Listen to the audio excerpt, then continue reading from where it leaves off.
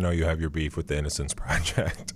I do. I know. I do. You want to talk about that now, or should we bring that up at the end? We can bring it up just now. You know, the Innocence Project, I think, has good intentions. They look at cases for the integrity to make sure that the person was rightfully convicted, not wrongfully convicted. We don't want innocent people serving time in prison for crimes they didn't commit. As a prosecutor, I would never want that to happen. I would only want them to be imprisoned and to lose their liberty when they have committed crimes. That being said, I think sometimes, in some cases, the Innocence Project may get a little bit off the mark. We talked about that a lot in the Scott and Lacey Peterson case from California when the Innocence Project there got involved. And I had a personal case in Michigan that I tried. It was what used to be referred to as shaken baby, and they changed it to abusive head trauma, and now they're changing it again to something like accidental, non-accidental trauma. But basically it was a shaken baby case where the father had shaken his 2-month-old and caused some bleeding in the brain. And the Innocence Project came in on that case believing that he was innocent, that this didn't happen. And so I had to battle with them and the experts they brought with them during this trial. And this father was convicted. The jury didn't buy that either. And so there was a plethora of evidence that did substantiate the guilt in that case, in the Scott and Lacey case. And in this case, I think with all of the appellate courts and all of the other agencies that looked at this after the convictions, I think we have to give some credence to all of that, because it's not just one agency or one court. There were multiple courts that looked at this.